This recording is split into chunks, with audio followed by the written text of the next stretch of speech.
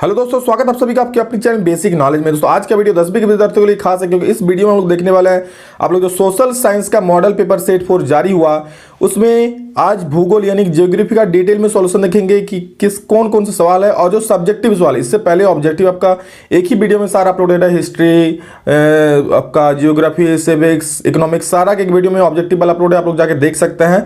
और इसके अलावा साइंस मैथ जितना सारा ऑब्जेक्टिव है सब अपलोड हो चुका है। साइंस का पूरा सब्जेक्टिव भी अपलोड हो चुका है, ठीक है। और सोशल साइंस का आप लोग का हिस्ट्री का सब्जेक्टिव अपलोड हो चुका है, जल्द सब अपलोड हो रहा है, तो जल्दी से सबको देख लीजिए। दोस्तों मॉडल पेपर एग्जाम के लिए बहुत ही महत्वपूर्ण है, तो उसको आप लोग हर एक क्वेश्चन को जरूर सॉल्व करके जाइए। तो चलिए ज़्यादा लेट नहीं करते हुए शुरू करते हैं। और हाँ प्लीज़ जितने सारे नए विद्यार्थी लाइक कर दीजिए और सब्सक्राइब जरूर कर लीजिए चैनल को, ताकि इस तरह की वीडियो सबसे पहले देख पाए, ठीक है। और आप लोग हम पहले ही बताएं कि इस तरह के सवाल का जो हम जवाब लेकर आते हैं, आंसर लेकर आते हैं, हर एक का खुद से मैं तैयार करता हूँ और बिल्कुल आसान भाषा में लिखता हूं ताकि आप लोग को समझने में आसानी हो। वीडियो को पूरा देखिएगा तो आपको रटने की जरूरत नहीं पड़ेगा, ठीक है। तो चलिए शुरू करते हैं। देखिए आधारभूत उद्योग से आप क्या समझते हैं, उदाहरण देकर बताइए। अगर भैया एक शब्द में अगर लोकल भाषा में बताए तो ऐसा उद्योग, ठीक है। आधारभूत उद्योग का मतलब होता है ऐसा उद्योग जिसके बिना भैया दूसरे उद्योग का गुजारा नहीं चल सकता है।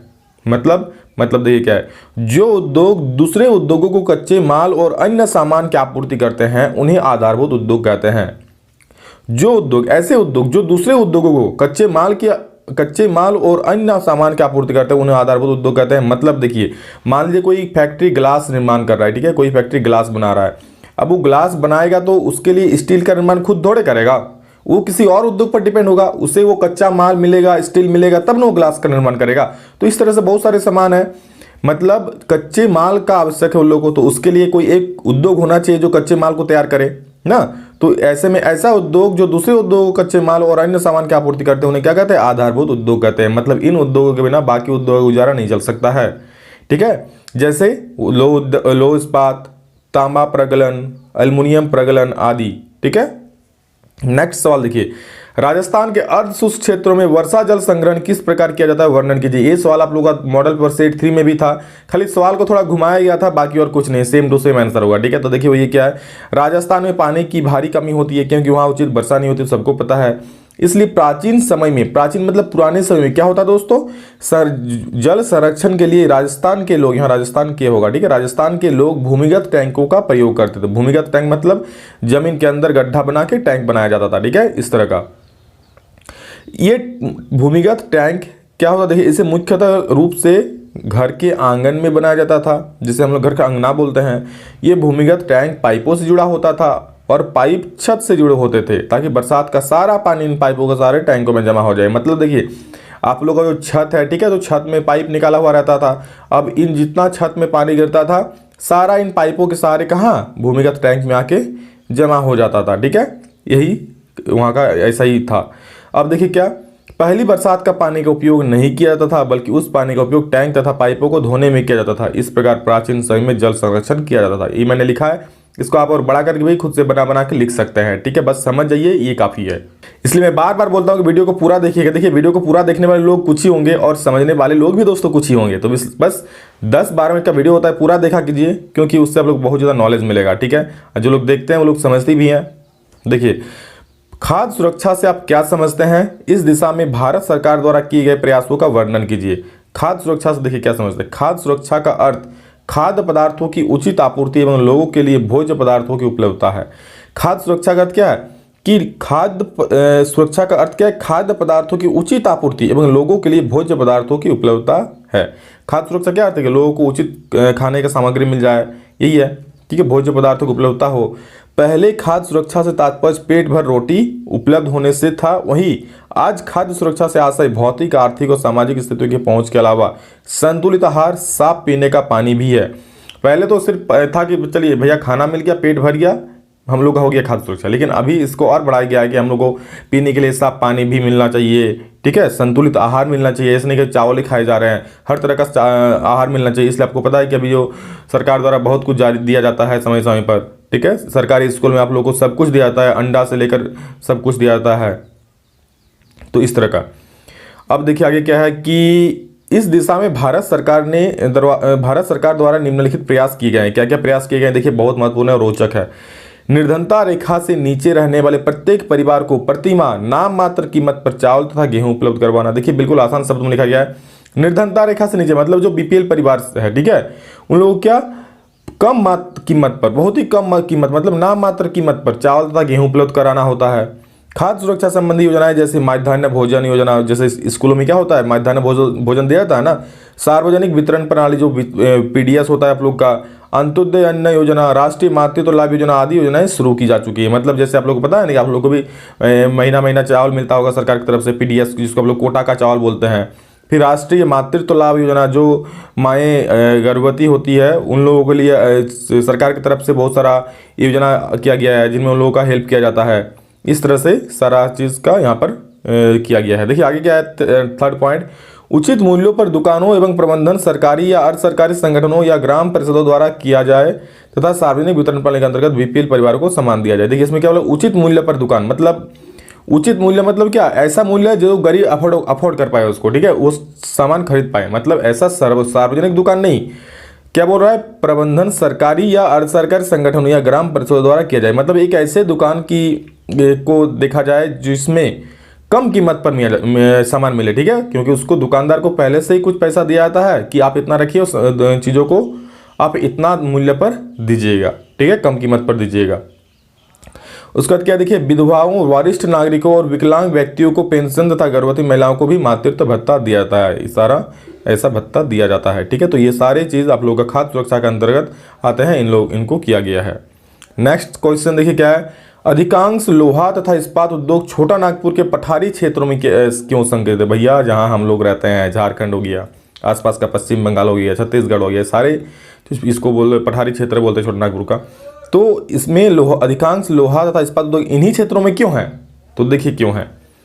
अधिकांश लोहा तथा इस्पात उद्योग छोटा नागपुर के पठारी क्षेत्रों में संकेंद्रित है क्योंकि इन क्षेत्रों में लौह इस्पात से संबंधित कच्चे माल के अच्छे स्रोत है।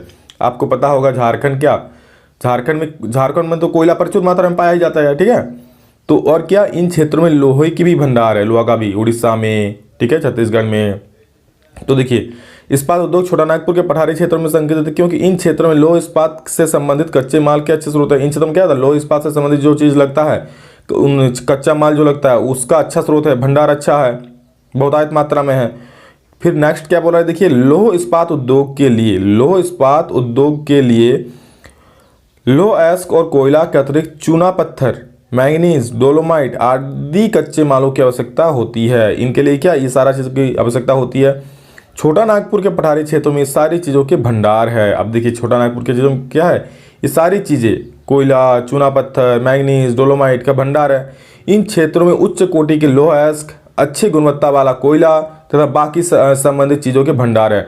और छोटा नागपुर में पठारी क्षेत्र में क्या पाया जाता है कि उच्च कोटि का लौह अयस्क पाया जाता है, अच्छे गुणवत्ता वाले कोयला पाया जाता है। आपको पता है कि जो लोग कोलियरी एरिया में रहते हैं यहाँ पर कितना कोयला पाया जाता है, तो बाकी संबंधित चीज़ों के भंडार हैं, ठीक है। आप लोग कौन कौन कोल एरिया से रहते हैं सभी लोग कमेंट करके जरूर बोलिएगा, कौन कौन कोल एरिया में रहते हैं और कौन कौन माइंस को देखे हैं। सभी ज़रूरत की चीज़ें सामने मिल जाने से परिवहन का खर्च भी बहुत कम पड़ता है। और सभी जो सामान ज़रूरत की चीज़ें हैं, जैसे अब लौह इस्पात उद्योग चलाए, उसको गलाने के लिए कोयला का भी तो आवश्यकता होगी, तो सारा चीज़ आसपास मिल जाएगा, तो परिवहन मतलब ट्रांसपोर्टेशन का खर्चा बच जाएगा, बहुत कम खर्चा होगा, ठीक है। इन सभी कारणों के कारण लोहा तथा इस्पात उद्योग इन क्षेत्रों में स्थापित किए गए हैं। ये सारा जो ऊपर पता है, इनके कारण लोहा इस्पात उद्योग पठारी क्षेत्रों में स्थापित किए गए हैं।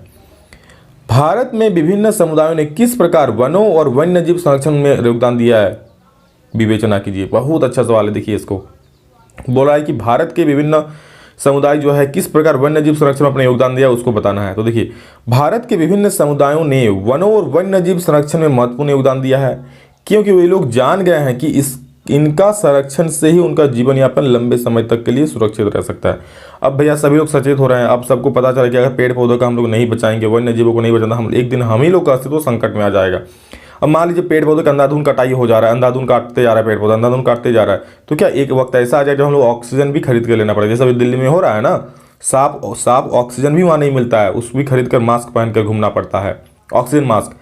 तो अब पूरा देश में अगर ऐसा पेड़ पौधे काटा जाएगा तो क्या पूरा देश की स्थिति ऐसी हो जाएगी। सोचिए अगर दिल्ली जैसी स्थिति पूरे देश में हो जाए तो जीना कैसे दूभर हो जाएगा। वहाँ आप खुलकर जी नहीं सकते हैं, खुलकर सांस नहीं ले सकते, तो ऐसा जीवन किस काम का। तो इसलिए ज़्यादा से ज़्यादा पेड़ पौधे लगाइए और हम लोग पर्यावरण को जरूर बचाइए। तो इसी कारण से सभी लोग समझ रहे हैं कि हाँ, अगर इनका बचाव हम लोग नहीं करेंगे तो एक वक्त ऐसा आएगा कि हम ही लोग का अस्तित्व संकट में आ जाएगा, हम ही लोग बच नहीं पाएंगे। तो इसलिए सभी आप लोग इसका संरक्षण कर रहे हैं। ऐसे समुदाय कई स्थानों पर सरकार के संरक्षण प्रयासों के साथ भागीदारी कर रहे हैं। सरकार के जो संरक्षण प्रयास है कि पेड़ पौधा बचाओ, ठीक है, उन पर भागीदारी कर रहा है। कुछ प्रयास निम्नलिखित है। क्या क्या प्रयास देखिए क्या क्या है। जैसे राजस्थान के सरिस्का टाइगर रिजर्व में गांव के लोगों ने खनन के खिलाफ लड़ाई लड़ी है। जो राजस्थान के सरिस्का टाइगर रिजर्व है, ठीक है, वहाँ जो खनन हो रहा था, गांव के लोगों ने क्या किया, उसके खिलाफ लड़ाई लड़ी और वहाँ खनन पर रोक लगा दिया है। खनन मतलब वही खुदाई। हिंदू धर्म और कई आदिवासी समुदाय, देखिए हिंदू धर्म और कई आदिवासी समुदाय क्या करता है, प्रकृति की पूजा करते हैं ना। मान लीजिए कोई बरगद का पेड़ का पूजा करते हैं, कोई पीपल का पेड़ का पूजा करते हैं, कोई प्लास का पेड़ का पूजा करते हैं। तो इन सब धर्मों में क्या, जंगलों में ऐसे पवित्र पेड़ों की काटना वर्जित है, जिस कारण पेड़ों की रक्षा होती है। आप देखें किसी बरगद के पेड़ को काटते हुए नहीं ना। हिंदू धर्म में उसकी पूजा होती है। जो आदिवासी लोग होते हैं वो लोग पलास का पेड़ों का पूजा करते हैं और भी बहुत सारे पेड़ों का पूजा करते हैं, प्रकृति की पूजा करती है, ठीक है। तो इससे भी जंगल का संरक्षण हो रहा है। और देखिए फेमस राजस्थान के बिश्नोई समुदाय के लोग, कैसे भूल सकते हैं कोई इसको, जिन्होंने सलमान खान को घुटनों पर लाके रख दिया ना। राजस्थान के बिश्नोई समुदाय के लोग वन और वन्य जीवों को अपना परिवार जैसा मानते हैं और उसकी सुरक्षा भी करते हैं, कोई इनको नुकसान नहीं पहुंचाता है। देखिए राजस्थान में एक समुदाय बिश्नोई समुदाय, ध्यान से सुन लीजिए, ये लोग क्या करता है, जो वन और वन्य जीव इसको अपना परिवार जैसा मानते हैं, ठीक है। वो लोग एकदम हर एक की सुरक्षा करते हैं, देखभाल करते हैं। तो वही ना हुआ था कि सलमान खान ने काला हिरण को मार दिया था, पता है ना आप लोगों को। तो उस हिरण को जब मार दिया था तो बिश्नोई समुदाय इतना भड़क गए कि उस पर केस कर दिया और हाईकोर्ट तक, सुप्रीम कोर्ट तक चले गए और लास्ट में सलमान खान को भी वहाँ झुकना पड़ा, ठीक है। सोचिए उतना बड़ा स्टार को भी, तो कितना मतलब ये लोग सशक्त है, इसके प्रति कितना जागरूक है, ठीक है। और आपको बता दें कि बिश्नोई समुदाय के लोग ऐसे भी हैं कि मान लीजिए कोई हिरण का बच्चा अगर खो जाता है जंगल में, ठीक है, तो उनको घर लाकर अपना बेटी जैसा पालते हैं।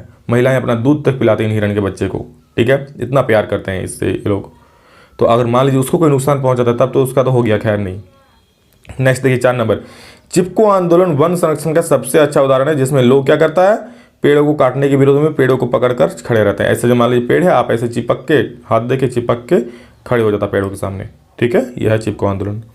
तो आशा करता आपको समझ में आ गया होगा, ठीक है। वीडियो अच्छा, वीडियो को लाइक जरूर कीजिए, दबा के दोस्तों को शेयर कीजिएगा मेरे दोस्त। चाय की कृषि के लिए, भैया चाय पीते हैं ना, सुबह का समय है, चाय पिया कीजिए। वैसे चाय में निकोटीन होता है, स्वास्थ्य के लिए हानिकारक होता है। चाय की कृषि के लिए उपयुक्त भौगोलिक परिस्थितियों का वर्णन करें एवं इसके 2 प्रमुख उत्पादक राज्यों के नाम लिखिए। चाय के लिए कैसा भौगोलिक परिस्थिति होना चाहिए और इसमें 2 प्रमुख उत्पादक राज्य कौन कौन से हैं जो इसको ज़्यादा उत्पाद करता है। तो देखिए चाय की कृषि के लिए उपयुक्त भौगोलिक परिस्थितियां निम्नलिखित है। क्या क्या है भैया, तो देखिए सबसे पहला, चाय उत्पादन के लिए 25 से 30 डिग्री सेल्सियस तापमान होना चाहिए, मतलब टेम्परेचर होना चाहिए इतना डिग्री, 25 से 30 तापमान होना चाहिए। चाय की पत्तियों पर सीधे धूप ना पड़े, यहाँ सीधे होगा, ठीक है, सीधे धूप ना पड़े, इसके लिए बीच बीच में छोटे पौधे लगाए जाते हैं। चाय की पत्ती पर सीधे धूप ना पड़े इसलिए क्या करते हैं, बीच में छोटे पौधे लगाते हैं ताकि उन लोगों पर सीधे धूप ना पड़े, जिससे उन लोगों को नुकसान पहुंच सकता है। ओके, नेक्स्ट, चाय की खेती के लिए वर्षा अनिवार्य आवश्यकता है। वर्ष भर से संतुलित ढंग से वर्षा होनी चाहिए। देखिए चाय की खेती के लिए वर्ष भर थोड़ी थोड़ी मात्रा में वर्षा होनी चाहिए, ऐसा नहीं कि बहुत ज़्यादा मात्रा में और ऐसा नहीं कि वर्षा हो ही ना, संतुलित मात्रा में, ठीक है, जितना उसको जरूरत है उतना। ज़्यादा मिला तो भी खराब, कम मिला तो भी खराब। तो चाय की खेती के लिए संतुलित वर्षा की बहुत ज़्यादा आवश्यकता है। अगला पॉइंट देखिए, ढलुआ भूमि चाय की खेती के लिए उपयुक्त होती है। ढलुआ मतलब ढाल वाला, जैसे ऐसा भूमि, ठीक है, ढालन वाला। अब मान लीजिए यहाँ पर वर्षा होगी तो रुकेगा है ना, सीधे नीचे आ जाएगा गड़गड़ा के। तो क्योंकि ढलुआ भूमि पर अधिक वर्षा होने से भी पौधों की जड़ें जल जमाव नहीं हो पाता, क्योंकि ढलुआ भूमि ऐसा है ना, तो क्या होगा, जल पानी गिरेगा तो पानी तो मिल जाएगा जड़ों को, लेकिन साथ में बह भी जाएगा नीचे, जमाव नहीं होगा। भैया जमाव होगा तो फिर चाय की खेती नहीं हो सकती है। चाय की खेती में अधिक संख्या में श्रमिकों की आवश्यकता होती है, अतः सस्ते श्रमिक उपलब्ध होने पर चाय की खेती संभव है, ठीक है। ये तो आसान सा पॉइंट है, जान ही सकते हैं इसको। और चाय के 2 प्रमुख उत्पादक राज्य असम तथा पश्चिम बंगाल है, ठीक है। ये 2 प्रमुख राज्य है जो चाय का उत्पादन सबसे ज्यादा करता है भारत में, ठीक है। तो दोस्तों ये आप लोग का भूगोल था, जल्दी आप लोग का नागरिक और अर्थशास्त्र का अपलोड कर देंगे। तो बस लाइक कीजिए, वीडियो को दबा के लाइक किया कीजिए, शेयर कीजिए अपने दोस्तों का, ताकि सबको इसका लाभ मिले। दोस्तों एक बात समझ लीजिए, किसी का अगर आप अच्छा कीजिएगा, किसी के लिए अच्छा कीजिए तो कहीं ना कहीं अल्टीमेटली आपका जरूर अच्छा होगा। तो बस सभी को शेयर करें ताकि सभी को इसका लाभ मिले। जो लोग नहीं पढ़ सकते हैं, जो लोग ट्यूशन अभी कोरोना में नहीं जा पा रहे हैं, या फिर जो जा भी रहे हैं, इन आसान लैंग्वेज में जो आंसर लाया गया उन तक पहुंचाइए और उनको हेल्प कीजिए, ठीक है। तो चलिए दोस्तों, आशा करता आप सभी को अच्छा लगा होगा, कमेंट में जरूर बताइएगा। और मेरी सारी शुभकामनाएं आप सभी के साथ, एग्जाम में बहुत अच्छा करेंगे आप लोग। बस अच्छे से पढ़ते रहिए अभी से, ठीक है। अभी टाइम है, आराम से पढ़िए और मन लगाकर पढ़िए, जुनून के साथ पढ़िए। तो दोस्तों अभी के लिए इतना ही, नेक्स्ट वीडियो में जल्द मिलते हैं, तब तक के लिए जय हिंद, वंदे मातरम।